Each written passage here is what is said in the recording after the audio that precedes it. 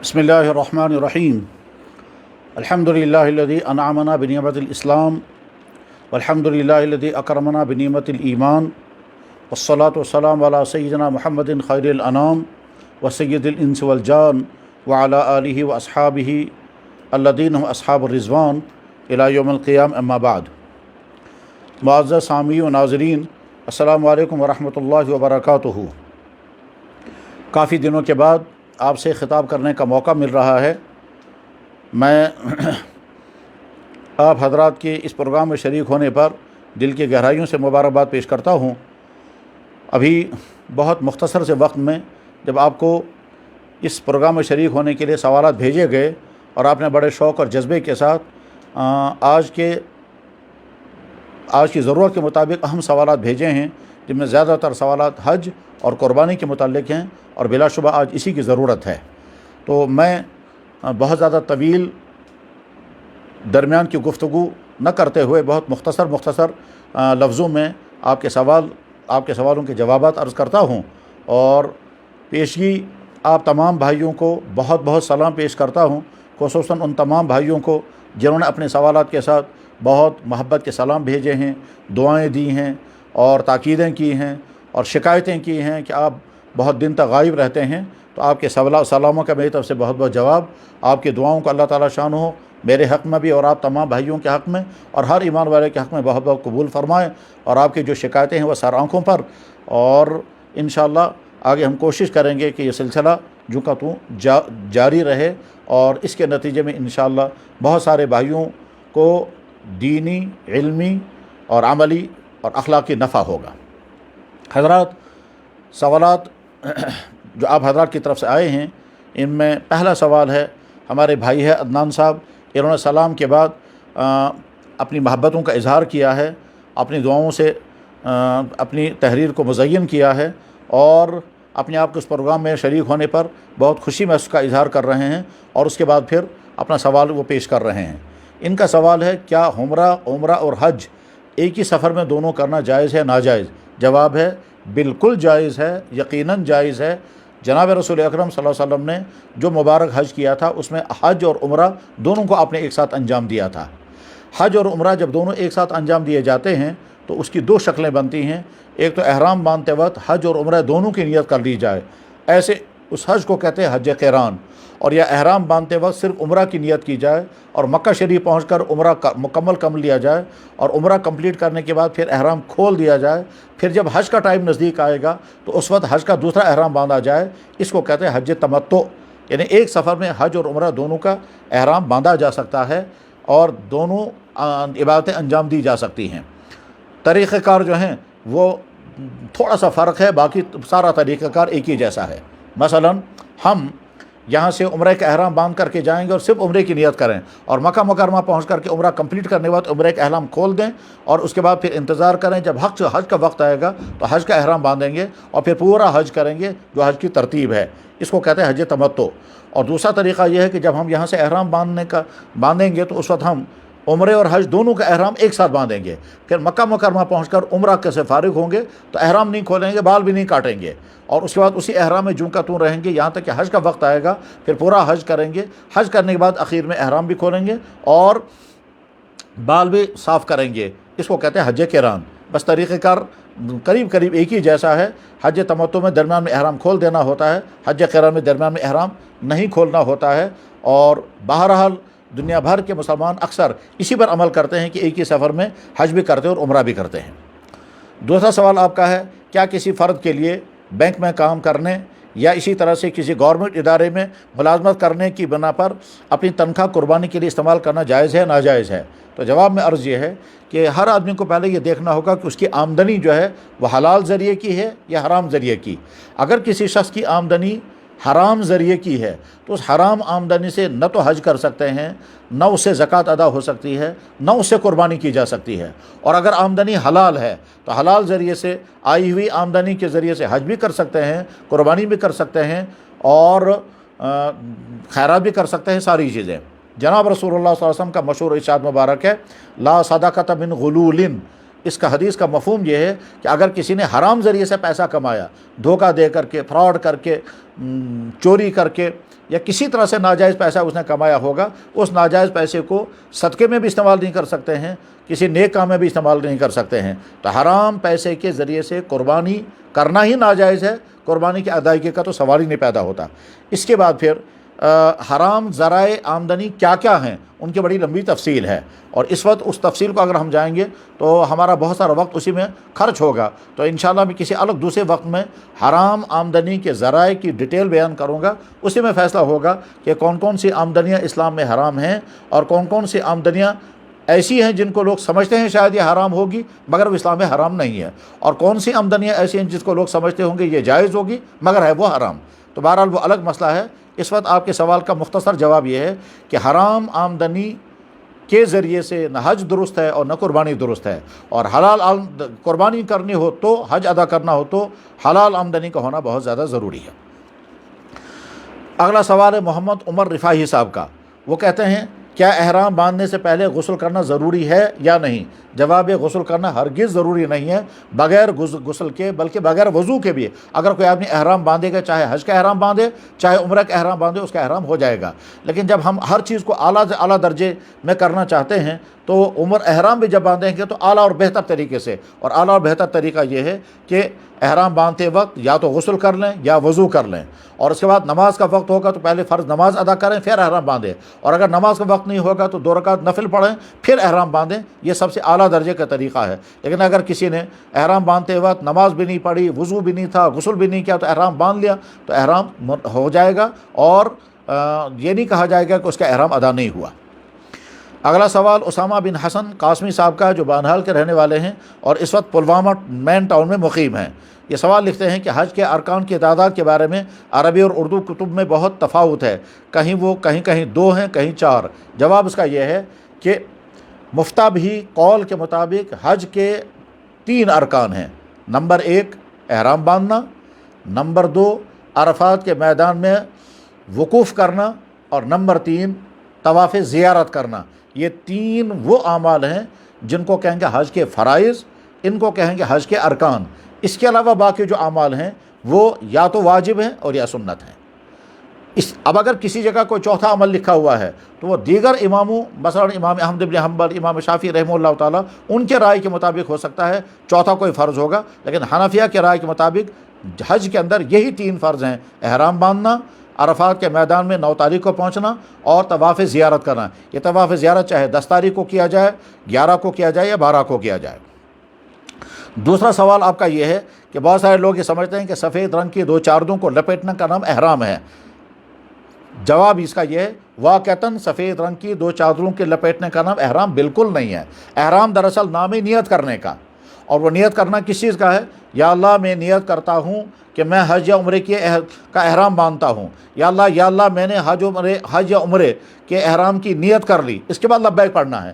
تو لبیک پڑھنے کے ساتھ ہی سلا ہوا کپڑا جو ہے، سلا ہوا کپڑا منع ہو جاتا ہے، لہذا حکم ہے کہ سلے ہوئے کپڑے پہلے اتار دو، اور اس کے بعد 2 چادریں باندھ لیں، اور 2 چادریں باندھنے کے بعد ابھی احرام نہیں ہوا، کیونکہ احرام 2 چادروں کا نام نہیں ہے، لیکن کثرت استعمال سے ان 2 چادروں کو بھی اب احرام بول دیا جاتا ہے۔ لیکن حقیقت یہ ہے کہ احرام نام ہے در حقیقت نیت اور لبیک پڑھنے کا۔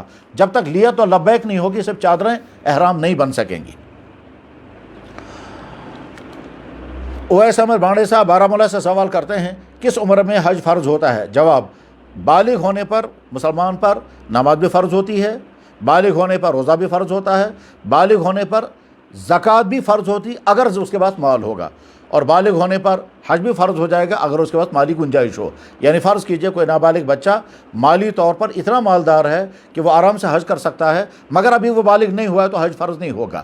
جو ہی وہ بالغ ہو جائے گا تو چونکہ مالی اعتبار سے پہلے سے وہ خوشحال ہے، لہذا بالغ ہوتے ہی حج اس پر فرض ہو جائے گا۔ اور یہ ایسے ہے جیسے کہ کسی شخص کی عمر تو ہے مگر مال نہیں ہے تو حج فرض نہیں ہوگا۔ حج فرض ہونے کے لیے نمبر 1 مسلمان ہونا ضروری ہے، بالغ ہونا ضروری ہے، عاقل ہونا ضروری ہے، اسی طرح سے مالی استطاعت اتنی کہ جسے وہ حج کر سکے، یہ مالی استطاعت ہونا ضروری ہے، اور راستے کا پرامن ہونا ضروری ہے، یعنی وہاں تک پہنچنا اور حج کا وقت ہونا ضروری۔ یہ ساری چیزیں جب جمع ہو جاتی ہیں تو حج فرض ہو جاتا ہے۔ अमर हुसैन साहब नारवा बारामूला से सवाल करते हैं, अगर किसी साहब पर हज फ़र्ज़ हो जाए और उसके बाद वो इस वजह से हज अदा ना करे कि मैंने अभी बहुत सारे बच्चों की शादियां नहीं की हैं, इसके साथ जिन बच्चों की शादियां हुई हैं उन बच्चों को भी अल्लाह ने दौलत से नवाजा, तब भी ये आदमी अगर सोचकर हज को न जाए, पहले सारी बच्चों की शादियां करूं, क्या उस आदमी का ये तर्ज अमल सही है? इसका मुख्तसर जवाब है, हरगिज़ सही नहीं है। जब किसी मुसलमान के पास इतना माल आ जाए कि उस पर हज फ़र्ज़ हो जाए, तो मकान न होने की वजह से हज की फ़र्जियत ख़त्म नहीं होगी, शादियाँ न होने की वजह से हज की फ़र्जियत ख़त्म नहीं होगी, इसी तरह से फंक्शनों में पैसा खर्च करना उसकी वजह से हज की फ़र्जियत ख़त्म नहीं होगी। हज फ़र्ज़ जब हो जाता है तो न शादी रुकावट बनती है, न मकान रुकावट बनता है। ज़रूरत का मकान, एक कमरा, एक गुस्लखाना, एक किचन, ये ज़रूरत का मकान है।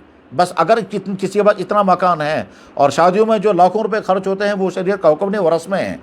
लिहाजा हमारे मुआशरे में बेशुमार लोग ऐसे हैं जिनकी माली हैसियत है कि उन पर हज फ़र्ज़ हो चुका है, मगर कोई इंसान मकान की वजह से, कोई इंसान शादियों की वजह से, कोई इंसान किसी दूसरी चीज़ की वजह से हज के फ़रीज़े को अदा नहीं करता। बस इस बारे में हदीस सुन लें कि जनाब रसूलुल्लाह सल्लल्लाहु अलैहि वसल्लम ने इरशाद फरमाया, जिस आदमी पर हज फ़र्ज़ हो चुका हो और कोई रुकावट न हो और इस्तिताअत के बावजूद उसने हज नहीं किया, तो मुझे इसकी कोई परवाह नहीं कि वो यहूदी मरेगा या नसरानी मरेगा। इसलिए हमारे सारे भाइयों जिन तक ये बात पहुँच रही हो वो समझ लें कि अगर उन पर हज फ़र्ज़ हो गया है तो महज शादियों की वजह से और मकानों की वजह से और सारे बच्चों की शादियों की वजह से हज की फ़र्जियत ख़त्म नहीं होती है।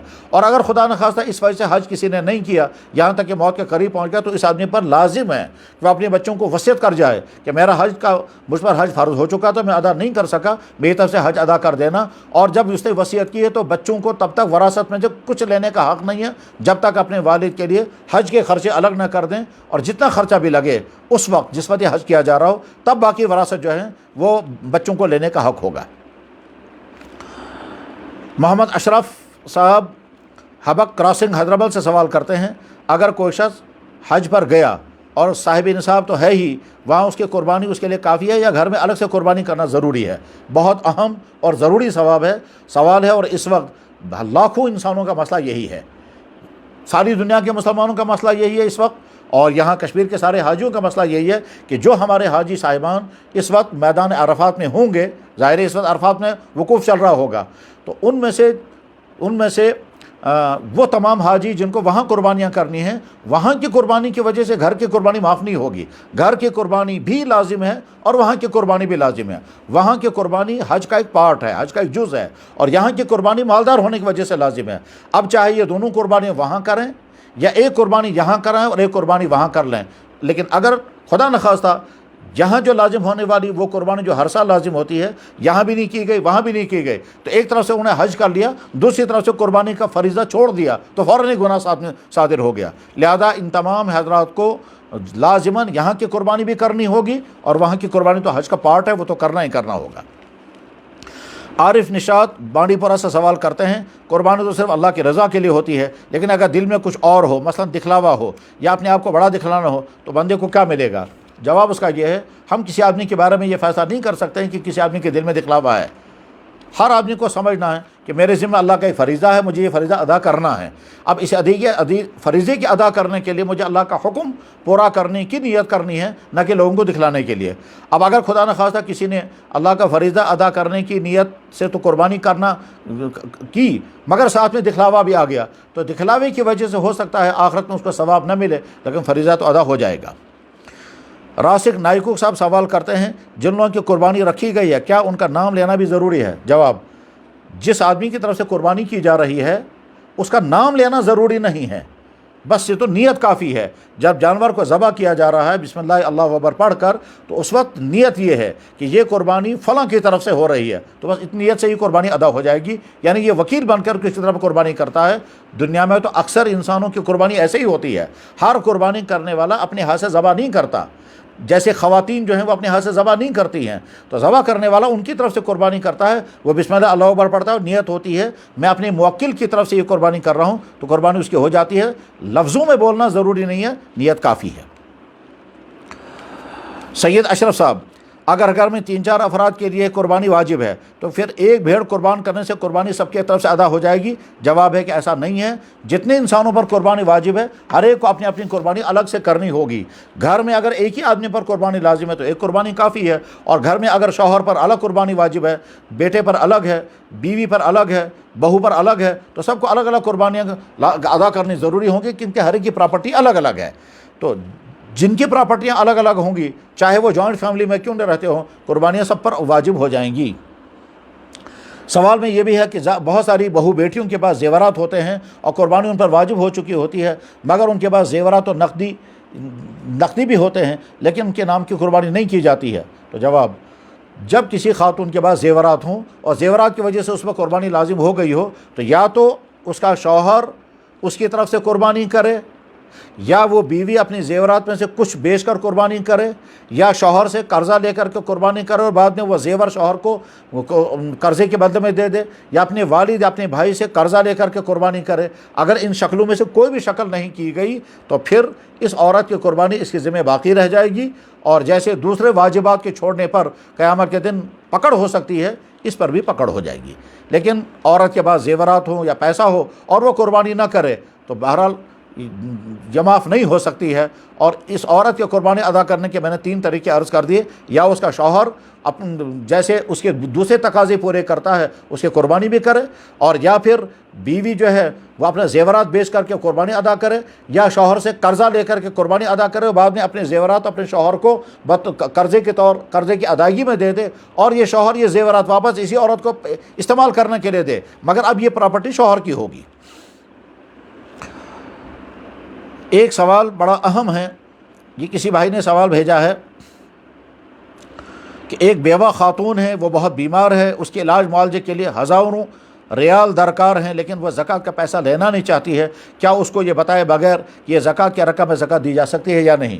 اس کا جواب یہ ہے کہ جس خاتون کا معاملہ یہ ہے، دیکھنا یہ ہے کہ کیا اس کے پاس مالی گنجائش اتنی تو نہیں ہے کہ جس کی وجہ سے وہ زکوٰۃ کی مستحق نہ ہو۔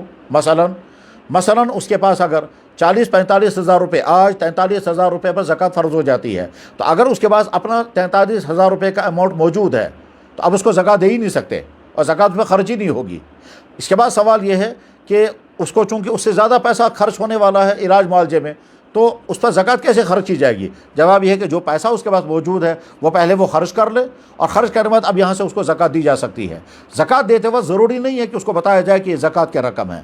اچھا، کبھی کبھی ایسا ہوتا ہے کہ خاتون اس لیے زکوٰۃ نہیں لے رہی ہے کہ وہ اپنی طور پہ جانتی ہے کہ میں زکوٰۃ کی مستحق نہیں ہوں، اگرچہ ضرورت مجھے بہت بڑی رقم کی ہے، مگر چونکہ میرے پاس رقم موجود ہے میں زکوٰۃ کی مستحق نہیں ہوں، اس لیے وہ جانتی ہے میں زکوٰۃ کی مستحق نہیں لے سکتی۔ اور کبھی کوئی مرد یا عورت غیرت اور حمیت کی وجہ سے زکوٰۃ قبول کرنے کے لیے تیار نہیں ہوں گے، جیسے کوئی انسان سفید پوش ہوتا ہے، مالی اعتبار سے بہت کمزور ہوتا ہے، مگر وہ اظہار نہیں کرتا، اس کی غیرت اس کو روکتی ہے کہ لوگوں کے سامنے وہ ہاتھ پھیلائے۔ اسی طرح سے بعض دفعہ خواتین کا بھی معاملہ ہوتا ہے۔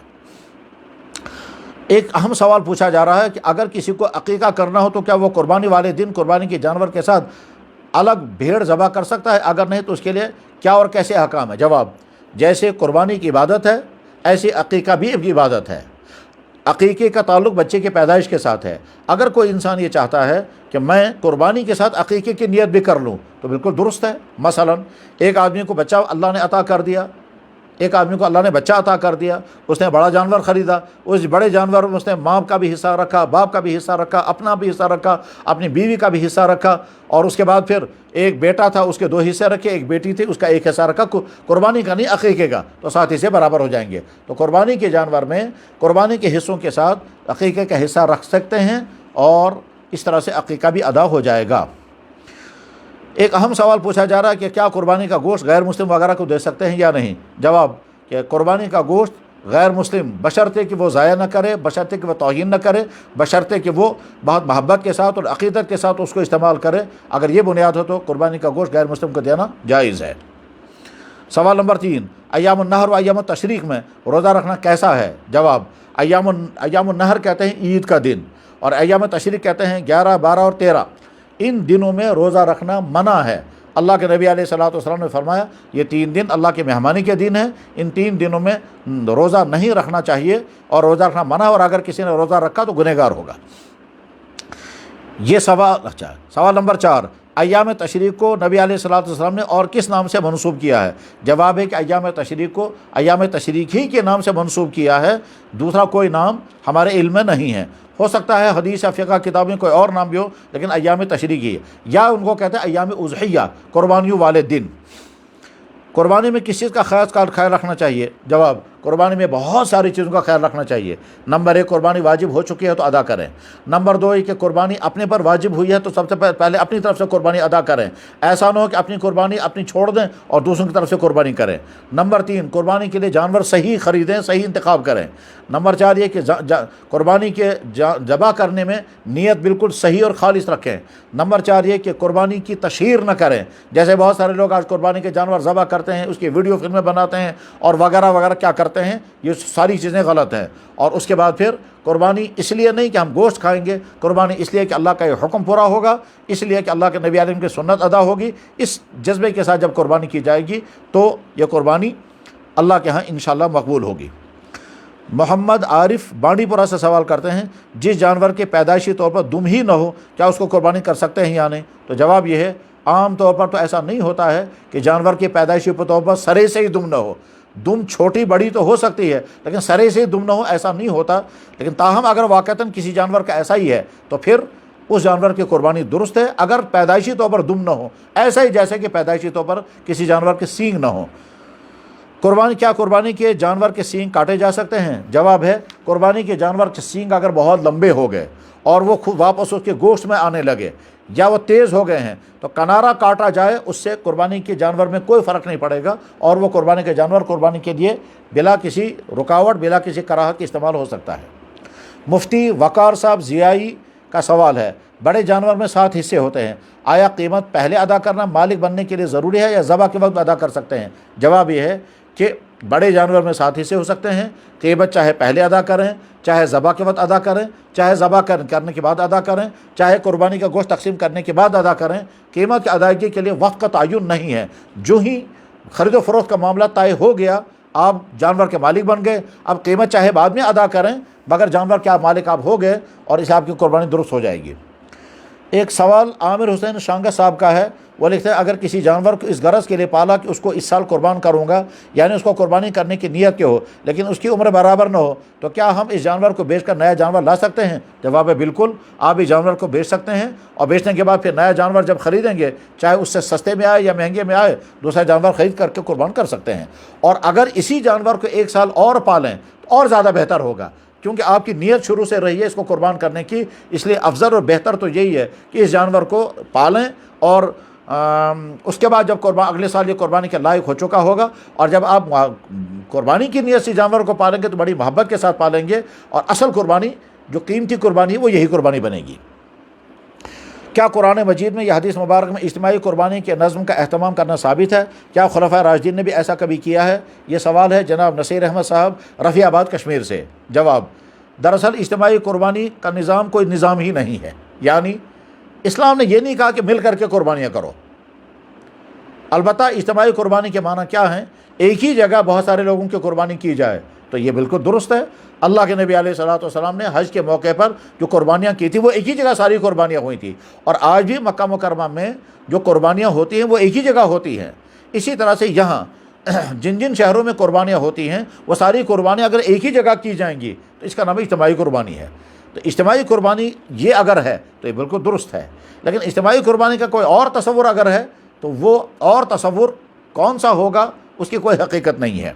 دراصل سوال کا منشا شاید یہ ہے کہ بہت سارے لوگ اپنے گھروں میں قربانی نہیں کر پاتے، اور یہاں بہت سارے ادارے جو ہیں، کچھ مدارس ہیں، کچھ دوسرے ادارے ہیں کہ جو لوگوں سے قربانی کا پیسہ لیتے ہیں اور پھر قربانیاں ان کی طرف سے کرتے ہیں۔ اس کو اجتماعی قربانی نہیں، اس کو وکالتاً قربانی کہتے ہیں، یعنی آپ ہم کو پیسہ دے دیں، ہم قربانی آپ کی طرف سے کریں گے، بعد میں چاہے گوشت آپ لے جائیں یا ہم غریبوں میں تقسیم کریں گے۔ کیا یہ صحیح ہے؟ جواب ہے بالکل صحیح ہے، اس لیے کہ جناب رسول اکرم صلی اللہ علیہ وسلم نے اپنی قربانیاں خود بھی کی تھی، اور اپنی قربانی میں سے بہت سارے جانور حضرت علی رضی اللہ عنہ کے ذریعے سے قربان کرائے تھے۔ یعنی اپنی قربانی دوسرے آدمی کے ذریعے سے کروانا، اس کو وکالتاً قربانی کہتے ہیں۔ جیسے آج بھی ہمارے گھروں کی خواتین ان کی طرف سے قربانیاں ان کے شوہر کرتے ہیں، یا کسائی جانور ذبح کرتا ہے، خواتین تو خود قربانی اپنے ہاتھ سے ذبح نہیں کرتی ہیں، تو وقارتاً قربانی کا سلسلہ ہمیشہ سے رہا ہے، اس میں کوئی اشکال کی بات نہیں ہے۔ مدارس والے جو ایک جگہ جمع کر کے قربانی کرتے ہیں، وہ دراصل اس لیے کرتے ہیں کہ بہت سارے مسلمان اپنے گھروں میں قربانی کا انتظام نہیں کر پاتے، جانور نہیں لا پاتے، ذبح نہیں کر پاتے، یا بہت سارے مسلمان جو دوسرے ملکوں میں ہیں وہ وہاں قربانی نہیں کر پاتے، تو ان کے لیے یہ بہت بڑی سہولت ہے، اور یہ بہت بڑی سہولت بر صغیر کے ہر خطے میں مدارس والے دینی خدمت جان کر کے انجام دیتے ہیں، اور اس کی وجہ سے بہت سارے لوگوں کا فریضہ ادا ہو جاتا ہے، اور بہت سارے لوگوں کی قربانیاں ایسے غریب علاقوں میں ہوتی ہیں جن غریب علاقوں میں گوشت ہی تقسیم نہیں ہوتا۔ ابھی چند دنوں پہلے میں خود ایک علاقے میں گیا، اور اس علاقے کے لوگوں نے کہا کہ سری نگر کے کچھ مالدار حضرات ہمارے گاؤں میں جانور ذبح کراتے ہیں تب ہمیں گوشت ملتا ہے، اور جو وہ قربانی کرنے والے صاحب تھے وہ بھی ہمارے ساتھ تھے۔ تو غرض یہ کہ دوسری جگہ قربانی کرانے کے متعدد فائدے ہیں، اس لیے یہ قربانی کا سلسلہ بالکل درست ہے۔ نعیم احمد یتو صاحب سوال کر رہے ہیں، کیا ذبح کرنے کی نیت پڑھنا ضروری ہے کہ صرف بسم اللہ اللہ اکبر پڑھنا کافی ہے؟ جواب، ذبح کرتے وقت ذبح کرنے والے کا کم سے کم بسم اللہ اللہ اکبر پڑھنا لازم ہے۔ اگر اس نے نہیں پڑھا تو قربانی کیا کوئی جانور حلال نہیں ہوگا۔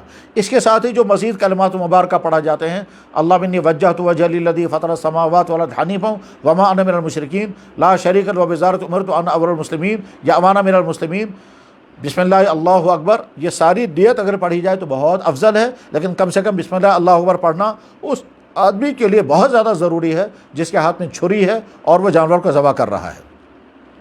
ساحل مقصود گنائی صاحب چتراگام شوپیان سے سوال کرتے ہیں، جانور کو ذبح کرتے ہوئے جہری نیت پڑھنا لازم ہے؟ جواب ہے، جہری نیت پڑھنا لازم نہیں ہے، سری نیت اگر پڑھی گئی تب بھی نیت ادا ہو گئی، مگر پڑھنا لازم ہے۔ اب اگر جہرن پڑھی جائے تو اور زیادہ بہتر ہے۔ مراد ابن بشیر لولاب صاحب سے سوال کرتے ہیں، جب جانور کو ذبح کرتے ہیں اس وقت ایک سے زائد افراد چھری کو پکڑ لیتے ہیں، کیا ان کو بھی تکبیر پڑھنا چاہیے؟ جواب، جن لوگوں کے ہاتھوں میں چھری ہے ان تمام لوگوں کو تکبیر اور نیت پڑھنا ضروری ہے۔ یہاں ایک غلطی ہوتی ہے، آگے بھی سوال آ رہا ہے کہ ذبح کرنے والا نیت نہ پڑھے، نیت کوئی اور پڑھتا ہے، اور ذبح کرنے والا خاموشی سے اگر جانور کو ذبح کر رہا ہے تو جانور حلال نہیں ہوگا۔ ذبح کرنے والے کو بھی پڑھنا ہے، کیونکہ اصل ذبح کرنے والا وہی ہے۔ لہٰذا اگر بہت سارے جانور لوگ جو ہیں وہ اپنے گھروں میں امام صاحب کو لائیں گے اور کہیں گے سپرہز نیت، آپ ہمارے ہاں نیت پڑھیں تاکہ جانور ذبح ہو جائے، وہ خود بسم اللہ اللہ اکبر پڑھتا ہے اور ذبح کرنے والا صرف چھری چلا دے گا تو جانور حلال نہیں ہوگا۔ اس کو چاہیے کہ ذبح کرنے والے کو پڑھائے، اور پڑھا کر کے پھر وہ جب کہے گا بسم اللہ اللہ اکبر تب جانور ذبح ہوگا۔ طاہر احمد چراغ شریف صاحب سے سوال کرتے ہیں، اگر بڑے جانور کی قربانی 7 افراد مل کر کریں تو کیا سب کا نام لینا ضروری ہے؟ ایک مولانا صاحب نے فرمایا کہ صرف 5 کا نام لیا کریں، 5 شریک رہا کریں، باقی 2 اللہ اس کے رسول کی طرف سے قربانی کریں۔ میرے بھائی، جتنے لوگ ایک جانور میں شریک ہو جاتے ہیں، چاہے وہ 7 ہوں، چاہے 6 ہوں، چاہے 5 ہوں یا کم ہوں، سب کا نام لینا ضروری نہیں ہے۔ نیت میں ہے اتنے لوگوں کی طرف سے یہ جانور قربان ہو رہا ہے، ذبح کرتے ہیں بسم اللہ اللہ اکبر کیا گیا، جتنی کی نیت تھی، جتنے نے اس جانور کے قربانی میں شرکت کی ہے، سب کی طرف سے قربانی ادا ہو گئی۔ بعد میں بہت اچھا ہے دعا کی جائے، یا اللہ یہ قربانی فلاں کی طرف سے کی گئی، اس دعا کو قبول فرما، لیکن قربانی کے صحیح ہونے کے لیے سب کا نام لینا ضروری ہو ایسا نہیں ہے۔ زبیر احمد شیخ پنگلانا پلوامہ سے سوال کرتے ہیں، جانور ذبح کرنے کا شرعی طریقہ کیا ہے؟ ہمارے کشمیر میں ایک عام بات کہی جاتی ہے کہ چھری سے صرف 2.5 واروں میں ذبح کرنا چاہیے، اس سے زیادہ میں جانور مردار ہو جاتا ہے۔ جواب اس کا جواباً عرض یہ ہے کہ جانور کو ذبح کرنے کا بہت آسان طریقہ ہے۔ نمبر 1، جانور حلال ہو، قبلہ کو رخ بٹھایا جائے، چھری تیز رکھی جائے، بسم اللہ اللہ اکبر پڑھا جائے، اور اس کے بعد پھر جانور کے گلے پر چھری چلائی جائے اور 4 رگیں کٹ جانی چاہیے، اور جب جانور کا سارا خون نکل آئے اور جانور ٹھنڈا ہو جائے تو جانور حلال ہو گیا۔ بسم اللہ اللہ اکبر پڑھنا بہت لازمی شرط ہے، 4 رگیں کٹ جانا لازمی شرط ہیں، بس یہ 2 ضروری امور ہیں۔ ذبح کرنے کا مسلمان ہونا ضروری ہے اور نیت پڑھنا ضروری ہے۔ اس کے علاوہ یہ کہ چھری 2.5 واروں میں اس کی کوئی حقیقت نہیں ہے، اور جو لوگ یہ سمجھتے ہیں ان کا یہ سمجھنا توہم پرستی ہے۔ ظاہر ہے بڑا جانور کبھی ایسا ہوگا کہ 2.5 واروں کیا 5-10 وار کرنے پڑیں گے تب جانور کیا گلا کٹے گا، چھری اگر صحیح نہیں ہوئی تو اس میں بھی زیادہ دیر لگ سکتی ہے، تو اس لیے 2.5 وار اور 3 وار اس کی کوئی قید اسلام میں نہیں ہے۔ طارق احمد پلوامہ صاحب کا سوال ہے क्या छुरी का हैंडल लकड़ी का होना ज़रूरी है या नहीं। आजकल बाज़ार में जो छुरियाँ मिलती हैं उनका हैंडल उमूमन प्लास्टिक का होता है या लोहे का होता है। बहुत सारे लोग ये कहते हैं कि छुरी का हैंडल लकड़ी का होना चाहिए तभी जानवर ज़बह होगा। जवाबन अर्ज़ ये है, जो लोग ये समझते हैं कि छुरी का हैंडल लकड़ी का होना चाहिए, उनका ये समझना सरासर गलत है। इस्लाम में इसकी कहीं कोई क़ैद नहीं है कि साहब जिस छुरी से आप जानवर ज़बह कर रहे हैं उसकी छुरी का हैंडल जो है वो लकड़ी का होना चाहिए, ऐसी कोई क़ैद नहीं है। अगर वो सारा का सारा लोहे का है तब भी कुर्बानी दुरुस्त, अगर कुछ लोहे का है, कुछ सींग का है, या कुछ लोहे का है, कुछ प्लास्टिक का है, तब भी कुर्बानी कुछ लोहे का कुछ लकड़ी का है तब भी कुर्बानी दुरुस्त है। लकड़ी का साथ होना कोई शर्त नहीं है, ना दुनिया की किसी किताब में है और ना दुनिया में किसी जगह के मुसलमान ये समझते हैं। ये सिर्फ यहाँ कश्मीर के कुछ इलाकों में कुछ लोग इस गलतफहमी में मुब्तला हैं, ये अपने आप को इस गलतफहमी से निकाल लेना चाहिए। हाफिज़ अफलाक अहमद साहब टंगडार से सवाल करते हैं, ज़बा के मुताल्लिक़ के मसले की वजाहत है, मतलूब है, ज़बा में कितनी रगें काटनी ज़रूरी हैं, जो रग हड्डियों के बीच में होती है क्या उसको भी काटा जा सकता है। नहीं। जवाब, जानवर को जब ज़बह करते हैं तो उस वक्त 4 रगों का काटा जाना ज़रूरी है। 2 रगें दो रगें जो हैं वो खून की होती हैं जो हलक के दाएँ बाएँ होती हैं, और दरमियान में जो है 2 रगें और होती हैं, एक सांस की नाली और एक फूड की नाली। बस इन 4 रगों का कट जाना ज़रूरी है, उसके बाद जमा हलाल हो जाएगा। रहा स्पाइनल कार्ड जिसको हम 5वें रग कह रहे हैं, उसका कटना ज़रूरी नहीं है, बल्कि उसका न कटना बेहतर है। गर्दन अलग नहीं होनी चाहिए, कोशिश ये करनी चाहिए कि जानवर 4 रगों के साथ कट जाए, गर्दन उसकी अलग ना होने पाए। यानी स्पाइनल कार्ड अगर बरकरार रहेगा तो वो आला दर्जे का ज़बह हो जाएगा, लेकिन अगर तेज़ी में छुरी चलाई गई और गर्दन ही अलग हो गई तो जानवर हलाल तो हो जाएगा लेकिन ये मकरूह हो जाएगा। जब कुर्बानी करते हैं तो छुरी के ऊपर हाथ रखते हैं, जिसके नाम पर करते हैं उसे कहते हैं आप भी छुरी के ऊपर हाथ रखो, लेकिन वो नियत नहीं पढ़ते। ज़बह करने वाला तो नियत पढ़ता है, लेकिन छुरी के ऊपर दूसरा आदमी जो हाथ रखता है वह नियत नहीं पढ़ता। इस बारे में मैंने अर्ज़ कर दिया कि छुरी जिस आदमी के हाथ में छुरी है उसको छुरी भी चलानी है और नियत भी पढ़नी है। अब अगर कोई और आदमी नियत पढ़ रहा है तो कम से कम इसको नियत पढ़वाए, और अगर वो अपने हाथ छुरी वाले के साथ लगा रहा है तो दोनों हाथ लगा रहे हैं, दोनों नियत पढ़ लें, दोनों हाथ चलाएं, इस तरह से जानवर ज़बह हो जाएगा।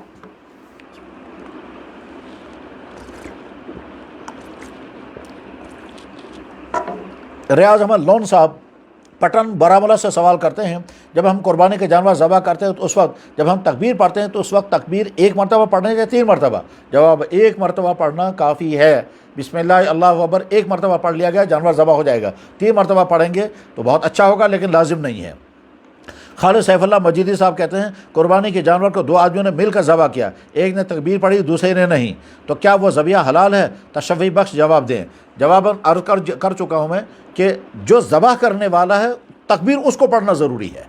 अगर उसने तकबीर पढ़ी, उसने छुरी चलाई है तो जानवर हलाल हो गया, लेकिन अगर तकबीर किसी और ने पढ़ी है और उसने अपनी ज़ुबान से बिल्कुल बिस्मिल्लाह और अल्लाह अकबर नहीं पढ़ा है तो फिर ये जानवर हलाल नहीं होगा। मोहम्मद इकबाल कोलगाम से, अगर किसी जानवर का कान कटा हुआ तो क्या वो कुर्बानी के लिए जायज़ है? जवाब ये है कि अगर कान का थोड़ा सा हिस्सा कटा हुआ तो उसे कुर्बानी को कोई असर नहीं पड़ेगा, लेकिन अगर कान जड़ से ही कट चुका है या कान का आधे से ज़्यादा हिस्सा कट चुका है तब यह जानवर कुर्बानी के काबिल नहीं है। शहजाद फारूकी साहब दिल्ली से सवाल करते हैं, बकरी की उम्र 1 साल से कम है लेकिन देखने में 1 साल का लगता है, तो क्या नकली दांत लगवा कर बेचना जायज़ है? जवाब है, बिल्कुल ऐसा करना जायज़ नहीं है। बकरे के लिए 1 साल का उम्र का होना ज़रूरी है। 1 साल से कम अगर 1 दिन का भी होगा तो उसकी कुर्बानी दुरुस्त नहीं है। ये सहूलत, ये कंसेशन सिर्फ भेड़ू के लिए है, दुम्बे के लिए है कि वो अगर 6 महीने का हो लेकिन देखने में लगता हो साल भर के बराबर है, और साल भर के भेड़ों के साथ उसको अगर रखेंगे तो फ़र्क महसूस ना हो, तब उसकी कुर्बानी तो जायज़ हो जाती है। लेकिन बकरे के लिए 1 साल से कम की इजाज़त नहीं है, अगर उसके उम्र होगी तो कुर्बानी दुरुस्त नहीं होगी। इखलास नक्शबंदी साहब, मुफ्ती साहब जानवर की उम्र 1 साल है, ये कैसे मालूम करें? जवाब ये है कि जो जानवर पालने वाले हैं वो 2 तरह से उन्हें बयान करने वाले हैं। एक तो हम उनके कॉल पर एतमाद करें इसलिए कि वह मुसलमान हैं और हमें किसी के बात पर शक करने का हक़ नहीं है। अब अगर खुदा न खासा वो धोखा दे रहा है तो जुर्म उसका होगा। दूसरा तरीका है दांतों के ज़रिए से। जो माहिरीन हैं वो जानते हैं कि 1 साल की उम्र के जानवर के दांत कितने होते हैं और 2 साल की उम्र के जानवर के दांत कितने होते हैं, उसकी बुनियाद पर जानवरों की उम्र के फ़ैसले होते हैं। फयाज़ अहमद मलिक साहब सवाल करते हैं, اگر کسی ایک دو سال پہلے قربانی کی اور آج اس کو اس بات کا علم ہوا کہ اس جانور کی عمر کم تھی تو اس بارے میں کیا کرنا ہوگا؟ جواب یہ ہے کہ وہ قربانی تو ادا نہیں ہوئی، وہ سمجھتا رہا کہ میری قربانی ادا ہوئی ہے، مگر حقیقت یہ ہے کہ جانور کی قربانی کم تھی۔ مثلا ایک شخص نے بکری کی قربانی کی اور وہ بکرا 1 سال سے کم کا تھا، وہ 10 مہینے کا تھا، یا ایک صاحب نے بچھڑی کی قربانی کی، وہ سمجھتا رہا کہ دو سال کا ہے، حالانکہ وہ 2 سال سے کم عمر کا تھا، آج اسے پتہ چلا تو وہ قربانی ادا نہیں ہوئی ہے، اتنا پیسہ اس کو صدقہ کرنا ہوگا آج، تاکہ اس قربانی کے فریضے کی عدم ادائیگی کی وجہ سے جو گناہ ہوا ہے وہ گناہ معاف ہو جائے۔ سین یا بٹ اروانی بجواڑا سے سوال کرتے ہیں کہ قربانی تو ہر سال ہوتی ہے مگر دل و دماغ میں ایک عادت سے لگتی ہے، دل و دماغ میں ایمان کی حرارت کیسے بڑھے گی؟ درخواست ہے کہ بہترین طریقے کے ساتھ دعا بھی میرے لیے کریں۔ جواب: جب مسلمان اللہ کا حکم جان کر کسی عمل کو انجام دیتا ہے، مثلا نماز، روزہ، زکوٰۃ، قربانی، تلاوت اور تنہائی میں دعائیں، اور پھر اللہ سے مانگنا کہ یا اللہ میں یہ عمل کر رہا ہوں، آپ کا احسان ہے مجھے عمل کرنے کی توفیق مل گئی، اب اس عمل کے ذریعے سے میرے ایمان میں اضافہ ہو جانا چاہیے، یہ عمل کا انجام دینا یہ خود علامت ہے کہ آپ کی ایمان میں اچھائی ہے، آپ کی ایمان میں کچھ نہ کچھ جذبہ قوت ہے۔ ورنہ ایمان کی کمزوری کی علامت کیا ہے؟ جو چیزیں فرض ہیں آدمی وہ انجام نہ دے، اور جو چیزیں حرام ہیں ان سے بچنے کی کوشش نہ کرے، تو یہ علامت ہوتی ہے کہ ایمان کمزور ہے۔ اور جب انسان فرض ادا کر رہا ہے تو یہ علامت ہے کہ ایمان اچھی حالت میں ہے، اور جب کوئی انسان ہر فرض کو ادا کرے اور ہر حرام سے بچے تو یہ علامت ہوتی ہے کہ اس آدمی کا ایمان کافی حد تک مضبوط و قوی ہو چکا ہے۔ اللہ تعالیٰ سب کو مضبوط ایمان عطا فرمائے۔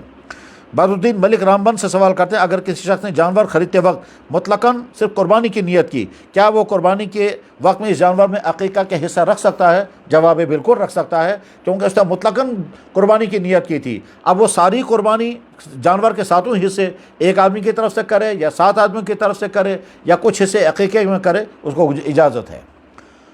مظفر احمد شیخ صاحب فرماتے ہیں کیا قربانی کے بڑے جانور میں عقیقے یا ولیمے کی نیت کر سکتے ہیں؟ جواب ہے کہ بالکل کر سکتے ہیں۔ ایک بڑے جانور میں کچھ حصے قربانی کے کچھ حصے عقیقے کے رکھے جائیں، بالکل درست ہے۔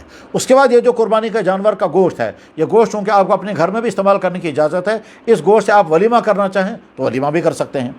فیاض احمد تانترے کولگام سے قربانی میں عقیقہ لڑکے کی طرف سے 2 حصے رکھنا ضروری ہے یا ایک ساتھ بھی کر سکتے ہیں؟ جواب: عقیقے کے لیے لڑکے کے لیے 2 حصے اور لڑکی کے لیے 1 حصہ ہونا چاہیے، لیکن اگر کسی شخص نے لڑکے کی طرف سے عقیقے میں 1 ہی حصہ رکھا تو بھی عقیقہ ادا ہو جائے گا، لہذا 2 حصے رکھیں تو افضل اور بہتر، اور اگر 1 حصہ رکھیں گے تو وہ بھی ادا ہو جائے گا۔ شفیع لون صاحب قربانی سے پہلے سر کے بال کاٹ سکتے ہیں یا نہیں؟ جواب: بہت سارے لوگ اس سوال کو پوچھتے رہتے ہیں اور اس سلسلے میں جو ہے وہ تصور واضح نہیں ہے۔ میں نے مسئلہ واضح طور پر لوگوں نے سمجھا نہیں گیا۔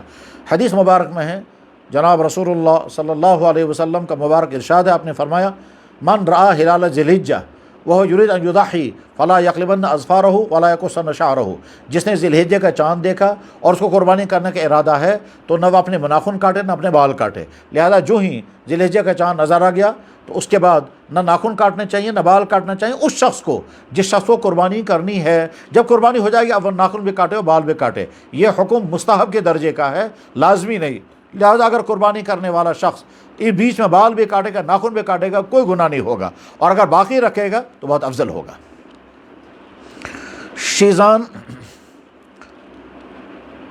شیزان سعید بانڈی پورہ سے سوال کرتے ہیں bank, dream 11، on line trading وغیرہ پیسہ حلال طریقے سے نہ کمایا گیا ہو، ان ذرائع سے کمائے ہوئے پیسے سے قربانی کے جانور خرید سکتے ہیں یا نہیں؟ اس کا جواب میں عرض کر چکا ہوں کہ کمائی کے جو ناجائز ذرائع ہیں اور شریعت نے اس کو ناجائز کر دیا ہو تب خود بخود کسی چیز کے بارے میں ناجائز ہونے کا فیصلہ نہیں کرنا ہے۔ جیسے مثلا آپ نے لکھا آن لائن ٹریڈنگ، تو آن لائن ٹریڈنگ مطلقاً ہر حال میں ناجائز نہیں ہے۔ On line trading, on line چیزیں لوگ خرید رہے ہیں وہ ہر حال میں وہ ناجائز نہیں ہے۔ تو پہلے یہ دیکھنا ہوگا کہ آمدنی کا جو ذریعہ ہے اگر وہ حلال ہے تو اس کے ذریعے سے قربانی بھی درست ہے، اور آمدنی کا جو ذریعہ اگر وہ حرام ہے تو اس کے بعد پھر اس کے ذریعے سے قربانی نہیں کر سکتے، اور اگر قربانی کی وہ قربانی ادا نہیں ہوگی۔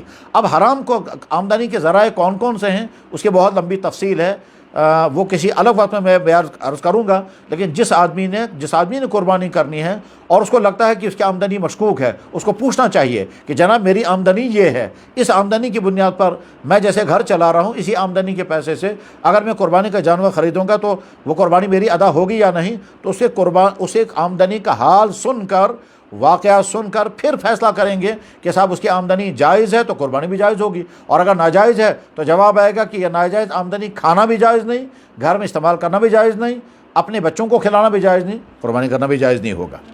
عادل احمد کولگام سے سوال کرتے ہیں کہ قربانی کے جانور کے سر کو بھی تقسیم کیا جائے، اس کو دفن کیا جائے؟ جواب، اگر جو قربانی میں شریک لوگ ہیں، اگر وہ کوئی آدمی اس کے سر کو لے کر کے اس میں سے جو چیز کھائی جانے والی ہے اس کو کھانے کے لیے لے جائے تو بہت اچھا ہے، اور اگر کوئی آدمی لینے کے لیے تیار نہ ہو تو سڑکوں پر پھینکنا، نالیوں میں ڈالنا ہرگز درست نہیں ہے، اس کو کسی جگہ پر دفن کر دینا چاہیے۔ جانور کے ہڈیاں، اس کی ٹانگیں، اس کے کھور، اس کا سر، اور اس طرح سے اس کی دم، اور اگر کھال کوئی نہ لے تو یہ ساری چیزیں زمین میں دفن کر دینی چاہیے۔ اس طرح سے پھینکنا کہ اسے گندگی پھیل جائے اور کتے ان کو گھسیٹنے لگیں، ہرگز صحیح عمل نہیں ہے۔ بلال احمد ڈار صاحب وہی پورا پلوامہ سے کہتے ہیں، کیا ڈریم 11 یا اس طرح کے مختلف ذرائع سے کمائے ہوئے پیسے سے قربانی کے جانور خریدا جا سکتا ہے؟ اس کا جواب میں نے ابھی عرض کیا کہ اگر آمدنی حلال ہے تو قربانی حلال، اور اگر آمدنی حرام ہے تو قربانی حرام۔ ڈریم 11 کے ذریعے سے جو پیسہ کمایا جا رہا ہے وہ حلال ہے یا حرام ہے، یہ الگ ٹاپک ہے۔ مراد ابن بشیر لولاب جب سوال کرتے ہیں، جب جانور کو ذبح کرتے ہیں اس وقت ایک سے زائد افراد چھری پکڑ لیتے ہیں، کیا ان سب کو تکبیر پڑھنی چاہیے؟ جواب ہے، جتنے لوگوں کے ہاتھ میں چھری ہے سب کو تکبیر پڑھنا ضروری ہے۔ اگلا سوال کرتے ہیں، قربانی کرنے والے نے خود تسمیہ پڑھی اور نیت کی، ذبح کسی اور سے کروایا، اس بارے میں وضاحت کیجیے۔ میں عرض کر چکا ہوں، جو ذبح کرنے والا شخص ہے اگر اس نے تکبیر خود نہیں پڑھی ہے تو پھر جانور ذبح نہیں ہوگا۔ جس کی طرف سے قربانی ہو رہی ہے اس نے خود اس نے تکبیر پڑھی، یا کوئی امام صاحب نے کھڑے ہو کر تکبیر پڑھی، اور جو خود ذبح کرنے والا ہے اس نے اگر تکبیر نہیں پڑھی تو پھر جانور ذبح نہیں ہوگا، اس لیے اس سے تکبیر پڑھوانا ضروری ہے۔ اور اگر وہ نہیں پڑھتا تو آپ اپنے ہاتھ اس کے ہاتھ کے ساتھ لگا کر کے خود بھی تکبیر پڑھیں، اس کو بھی تکبیر پڑھوائیں۔ منظور احمد کھٹانہ صاحب، انہوں نے بھی یہی سوال پوچھا، یہ کنگن گاندربل سے ہیں۔ جواب میں نے جیسا کہ عرض کر دیا، امید ہے کہ یہ سوال واضح ہو چکا ہوگا۔ شاہد یوسف صاحب سوال کرتے ہیں، کیا قربانی کرتے وقت تمام حصے داروں کو نیت پڑھنی ہوگی یا کسی ایک طرف سے کافی ہوگی؟ جواب ہے، نیت پڑھنا ضروری نہیں ہے، نیت تو تمام حصے داروں کے دلوں میں ہے، اور وہ سارے حصے دار ایک جانور کو خرید کر کے ذبح کرنے والے کے حوالے کر رہے ہیں۔ ان سب کی نیت ہے کہ ہمارے ایک ایک حصے کی طرف، ہمارا ایک ایک حصہ ہے قربانی کا۔ ذبح کرنے والا بسم اللہ اللہ اکبر پڑھ کر کے ذبح کرتا ہے، ذبح کرنے والا قربانی کی نیت سے ذبح کرتا ہے، یہ قربانی ان کی طرف سے ادا ہوگی جن کی شرکت اس جانور میں ہے۔ طارق سری نگر صاحب سوال کرتے ہیں، قربانی کی نیت زبان سے ادا کرنا کیسا ہے؟ جواب ہے، نیت دل کے ارادے کا نام ہے، لیکن جانور کو ذبح کرتے وقت زبان سے بسم اللہ اللہ اکبر پڑھنا ضروری ہے۔ اگر صرف دل میں ہی رکھا اور زبان سے کچھ نہیں پڑھا تو جانور ذبح نہیں ہوگا۔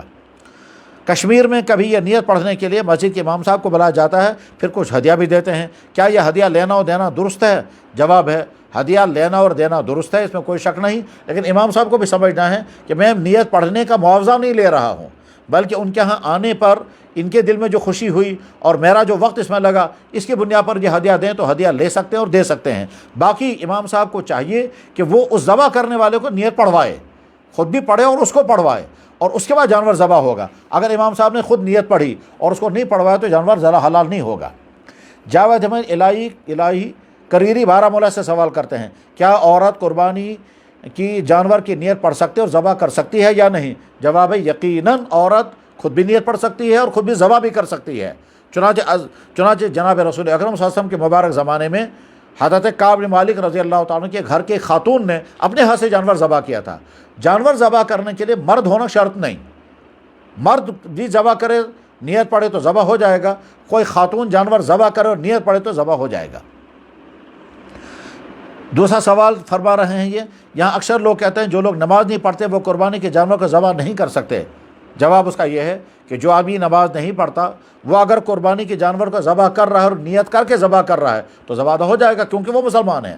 نماز نہ پڑھنے کی وجہ سے وہ گنہگار ہے، اس کا تعلق اس کی ذات کے ساتھ ہے، لیکن اس کی وجہ سے وہ محروم نہیں ہوگا کہ ذبح کرنے کو اسے حق ہی نہیں رہا۔ البتہ اس کے لیے تنبیہ کی چیز ہے کہ مسلمان ہونے کے باوجود وہ نماز جیسا اہم ترین فریضہ ادا نہیں کر رہا ہے، تو اس کو تنبیہ ہونی چاہیے۔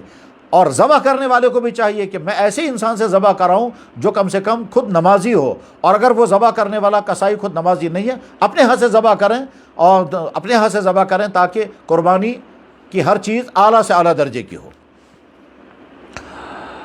ذاکر بٹ صاحب سوال کرتے ہیں، کیا نبی کریم صلی اللہ علیہ وسلم اور صحابہ کرام حج کے دوران گھر میں بھی قربانی کراتے تھے؟ اگر کرتے تھے کیا حاجیوں کو بھی گھر میں بھی قربانی کا حکم ہے؟ جواب: اصل مسئلہ یہ نہیں اللہ کے نبی علیہ السلام اپنے گھر میں قربانی کرتے تھے، صحابہ کرتے تھے یعنی اصل سوال یہ قربانیاں کتنی واجب ہوئیں؟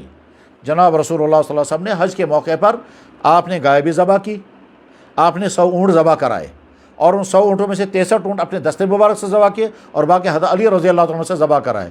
جب اللہ کے نبی علیہ السلام حج میں تھے تو حضور کے گھر میں کوئی تھا ہی نہیں، تمام ازواج مطہرات حضور کے ساتھ ہیں، اور آپ کی صاحبزادی حضرت فاطمہ الزہرا رضی اللہ عنہ بھی آپ کے ساتھ ہیں، تو گھر میں کوئی بھی نہیں تھا، اور آپ کی کوئی اور اولاد نہیں تھی۔ آپ کے چچا حضرت عباس وہ بھی حج میں ہیں، آپ کے داماد چچیرے بھائی حضرت علی وہ بھی حج میں ہیں، تو غرض یہ کہ حضور کے گھر میں تو تھا ہی نہیں۔ البتہ بس سمجھنے کی بات یہ ہے کہ جس آدمی کے جو مسلمان حج کے لیے گیا اور اس پر گھر کی قربانی بھی لازم ہے، تو وہ گھر کی قربانی چاہے گھر میں کرے چاہے وہاں کریں، یہ دونوں قربانی اس پر لازم ہے۔ ایک صاحب نصاب ایک بکری کی قربانی اپنی طرف سے کرتا ہے، کیا ایک اور بکرا ایک سے زائد فوت شدہ افراد کی طرف سے کر سکتا ہے؟ جواب ہے بالکل کر سکتا ہے۔ ایک بکرا اس نے اپنی طرف سے قربانی ادا کی، قربانی ادا ہو گئی، فریضہ ادا ہو گیا۔ دوسرا بکرا اس نے کیا، وہ چاہے ساری امت کی طرف سے کرے چاہے اپنے والدین کی طرف سے کرے، ثواب ان کو مل جائے گا جن کی طرف سے بھی قربانی کی جا رہی ہو۔ جناب رسول اللہ صلی اللہ علیہ وسلم نے حضرت علی رضی اللہ عنہ کو فرمایا، اے علی میری طرف سے قربانیاں کرنا، چنانچہ حضرت علی رضی اللہ عنہ ہر سال حضور کی طرف سے قربانی کیا کرتے تھے، لہٰذا اپنے مردوں کی طرف سے قربانیاں کرنا بالکل درست ہے۔ کیا نبی کریم علیہ السلام کی طرف سے مشترکہ قربانی کر سکتے ہیں؟ یہ سوال پوچھا ہے شاہد بٹ صاحب بدرن ماگام نے۔ کہتے ہیں ہم گھر میں 3 نے مل کر کے بڑا جانور خریدا ہے، 3 کے 2 حصے ہو گئے، پیسے ہم سب نے برابر دیے، تو جواب اب جو ایک حصہ بچ گیا کیا ہم مشترکہ طور پر جناب رسول اللہ صلی اللہ علیہ وسلم کی طرف سے یہ ایک حصہ کر سکتے ہیں، یا کوئی ایک پہلے مالک بنے گا؟ جواب یہ ہے زیادہ بہتر تو یہ ہے کہ کوئی ایک آدمی یہ پورا حصہ لے اور خود وہ پیسہ ادا کرے، پھر وہ جناب رسول اللہ صلی اللہ علیہ وسلم کی طرف سے قربانی کرے، زیادہ افضل یہ ہے۔ لیکن اگر تینوں نے مشترکہ طور پر یہ ایک حصہ لیا اور اس کے بعد قربانی کر دیا تو قربانی ادا ہو جائے گی اور تینوں کو اس کا ثواب مل جائے گا۔ اسلام الدین لون بانہال سے سوال کرتے ہیں، اگر والد صاحب ملازم تھے، ان کے انتقال کے بعد ان کی طرف سے قربانی کر سکتے ہیں یا نہیں؟ جواب ہے بالکل قربانی کر سکتے ہیں، لیکن قربانی کرنے والے کو یہ بھی دیکھنا ہوگا کہ اس کے ذمہ اگر خود قربانی ہے تو اپنی قربانی پہلے کرنی ہے، اس کے بعد پھر والد صاحب کی طرف سے کرنی ہے۔ اگر اپنی قربانی نہیں کی اور والد صاحب کی طرف کی تو والد صاحب کو تو ثواب ملے گا اور اپنا فریضہ باقی رہے گا، اور اگر اپنی ذمہ قربانی واجب نہیں تھی اور والد صاحب کی طرف سے کی تو والد صاحب کو 12 ثواب مل جائے گا۔ محمد عارف رحیمی جامعہ گنیت العلوم اخیارپور بھلیس ڈوڈا سے سوال کرتے ہیں، کیا قربانی کا گوشت ایسی چیز کے عوض جس کے عین چیز سے فائدہ حاصل کیا جائے بیچنا جائز ہے یا نہیں؟ اگر جائز ہے تو پھر سوال پیدا ہوتا ہے وہ عین چیز اگر ناقابل استعمال ہو جائے تو اس کو بیچ سکتے ہیں یا نہیں؟ جواب: پہلی بات یہ ہے کہ قربانی کا گوشت بیچنے کی چیز نہیں ہے۔ قربانی جانور ذبح کیا اللہ کو راضی کرنے کے لیے، اب یہ قربانی کا گوشت استعمال کرنے کی اجازت ہے کہ آپ اپنے گھر میں جوں کا تو استعمال کرو، مالداروں کو بھی کھلاؤ، دوستوں کو کھلاؤ، پڑوسوں کو، رشتہ داروں کو کھلاؤ، سارا کا سارا دوسروں میں تقسیم کرو، سارا کا سارا گوشت خوش کھاؤ۔ لیکن اگر یہ قربانی کا گوشت بیچا گیا کسی بھی چیز کے بدلے میں، جیسے قربانی کی کھال بیچی گئی، اب یہ جو رقم آئی ہے یہ رقم چاہے کھال کی ہو چاہے گوشت کی ہو یا کسی بھی چیز کی ہو، یہ رقم غریبوں میں صدقہ کرنا لازم ہے۔ دوسرا سوال، جس آدمی نے گوشت خریدا وہ اب اس کا مالک بن گیا تو کیا اس کے لیے اب وہی خریدا ہوا گوشت بیچنا جائز ہوگا؟ ظاہر ہے جب کسی آدمی نے گوشت خریدنے کے بعد وہ اس کا مالک بن گیا، مالک بننے کے بعد اب یہ خود استعمال نہیں کرنا چاہتا، آگے کسی اور کو بیچنا چاہتا ہے تو اس کو گوشت بیچنے کی اجازت ہے، اس میں کوئی اشکال کی بات نہیں ہے۔ محسن اقبال صاحب کولگام سے سوال کرتے ہیں، کیا قرضہ لے کر قربانی کر سکتے ہیں؟ جواب ہے بالکل کر سکتے ہیں، قرضہ لے کر قربانی کرنے میں کوئی مذائقہ نہیں ہے۔ جیسے دیگر بے شمار گھر کے کام، عبادت کے کام انسان قرضہ لے کر کے کر سکتا ہے، قربانی بھی قرضہ لے کر کے کر سکتے ہیں، اس میں کوئی مذائقہ نہیں ہے۔ اور اگلا سوال، کیا ادھار پیسوں سے قربانی کی جا سکتی ہے؟ یہ سوال عادل ولی صاحب نے اشمقام سے کیا ہے۔ جواب اس کا وہی جو میں نے عرض کیا کہ ادھار پیسے لے کر کے قربانی کرنا بالکل درست ہے۔ اگلا سوال پھر کر رہے ہیں شبیر احمد گنائی صاحب کانلو پٹن سے، مفتی صاحب کیا قرض دار پر قربانی واجب ہے؟ جواب، جس آدمی کے ذمہ قرضہ ہے، اس قرض دار انسان کو دیکھنا ہوگا کہ میرے پاس موجود رقم کتنی ہے، یہ موجود رقم میں سے قرض کی رقم کو الگ کر لیا گیا، باقی رقم کتنی ہے۔ اگر یہ باقی رقم اتنی ہے جتنے پر قربانی لازم ہو جاتی ہے صاحب نصاب، تو قربانی لازم ہو جائے گی، اور اگر یہ رقم اتنی نہیں ہے پھر قربانی اس واجب نہیں ہوگی۔ عبدالرؤف کولگام سے سوال کرتے ہیں، اگر مجھ پر کسی کا قرضہ ہے اور پھر بھی میں قربانی کرنا چاہتا ہوں، مگر کچھ لوگ کہتے ہیں پہلے قرضہ ادا کرو بعد میں قربانی، مگر دل چاہتا ہے قربانی کروں، اس صورت میں میرے لیے کیا حکم ہے؟ جواب، جن لوگوں کا قرضہ آپ کے ذمے ہے، کیا وہ تقاضا کر رہے ہیں ہمارا قرضہ ادا کرو؟ کیا ان کو مجبوریاں ہیں یا ان کی طرف سے آپ کو مہلت ہے؟ فی الحال اگر آپ قرضہ ادا نہیں کریں گے ہم کو کوئی گلہ شکوہ نہیں ہے۔ اگر ان کا تقاضا ہے ہمارا قرضہ ادا کرو، یا وہ مشکلات میں ہیں آپ کا قرضہ ادا نہ کرنے کی وجہ سے، اس صورت میں آپ کو پہلے قرضہ ادا کرنا چاہیے اور بعد میں قربانی کا سوچیں۔ اور اگر ان کی طرف سے تقاضا نہ ہو اور فوراً قرضہ ادا نہ کرنے کی وجہ سے ان کو حرج بھی نہ ہو، تب آپ اپنی پہلے قربانی کر سکتے ہیں اور قربانی کے بعد پھر قرضہ بھی ادا کر سکتے ہیں۔ لیکن اس کے ساتھ ساتھ یہ بھی ضروری ہے کہ ان سے یہ کہیں کہ میرے پاس اتنی گنجائش ہے کہ میں آپ کا قرضہ ادا کروں، مگر اگر میں آپ کا قرضہ ادا کروں گا تو میں قربانی نہیں کر پاؤں گا۔ اگر آپ مجھے اجازت دیں گے تو آپ کا قرضہ میں روک لیتا ہوں، میں فی الحال قربانی کروں گا، اگلے 2-3 مہینوں میں قرضہ ادا کروں گا۔ جب وہ خوش دلی سے اجازت دیں گے تو پھر آپ کی قربانی بلا کراہت کے درست ہو جائے گی۔ اسلام دراصل معاملات کو بالکل صاف رکھوانا چاہتا ہے، اس لیے جس آدمی کے ذمہ قرضہ بھی اور قربانی کا شوق بھی ہے اس کو چاہیے پہلے قرضہ ادا کرے، اور اگر قرض دار یا پھر قرض والوں سے اجازت دے کر پہلے قربانی کرے۔ ضمیر احمد راتر کھاگ بڑگام سے سوال کرتے ہیں، ہم یہ جاننا چاہتے ہیں کہ آج کے دور میں چاندی کی قیمت بہت کم ہے اور سونے کی بہت زیادہ، تو کیا قربانی کا نظام بدل سکتا ہے؟ یہ بہت اہم اور علمی سوال ہے، اور اس سوال پر تقریباً پوری دنیا میں حضرات اہل علم گفتگو کرتے رہتے ہیں۔ اس میں کوئی شک نہیں ہے کہ چاندی کے نصاب کے اعتبار سے اس وقت کشمیر میں 43,000 روپے پر قربانی واجب ہو جاتی ہے، اور سونے کے حساب سے 3.5 لاکھ یا 3.25 لاکھ روپے ہونے چاہیے، تب قربانی لازم ہو جائے گی۔ اب اگر ہم سونے کو معیار بنائیں گے تو جب تک اتنی رقم نہ ہو جس سے 87 گرام سونا خرید سکے تب تک قربانی لازم نہیں ہوگی، اور اگر ہم چاندی کو معیار بنائیں گے تو صرف 43,000 پر قربانی لازم ہو جاتی ہے۔ اب تک تمام علماء کا فیصلہ یہی ہے کہ چاندی کے معیار کی بنیاد پر زکوٰۃ بھی لازم ہوگی اور قربانی بھی لازم ہوگی، چونکہ اب تک کے علماء کا فیصلہ یہی ہے۔ اس فیصلے کو جب تک تمام علماء کا اتفاق نہ ہو جائے تب تک اس میں تبدیلی نہیں ہو سکے گی۔ لہٰذا ابھی تک مسئلہ یہی ہے کہ انفع للفقراء ہونے کی بنیاد پر قربانی لازم ہونے اور زکوٰۃ لازم ہونے کے لیے معیار چاندی ہے، سونا نہیں ہے۔ اللہ تعالیٰ شان ہو ان باتوں کو بولنے والے کے لیے بھی اور سننے والے بھائیوں کے لیے بھی علمی رفعتوں کا ذریعہ بنائے، عمل کے جذبہ پیدا ہونے کا ذریعہ بنائے، اور اللہ کے ہاں قبولیت کا ذریعہ بنائے۔ آپ کے مزید سوالات ہیں، انشاءاللہ کل ہم مغرب بعد ان سوالوں کے جواب اسی طرح کی نشست میں عرض کریں گے۔ آخر دعوانا الحمدللہ رب العالمین۔ تمام سننے والے اور دیکھنے والے بھائیوں کو ہماری طرف سے بہت بہت سلام۔ السلام علیکم ورحمۃ اللہ وبرکاتہ۔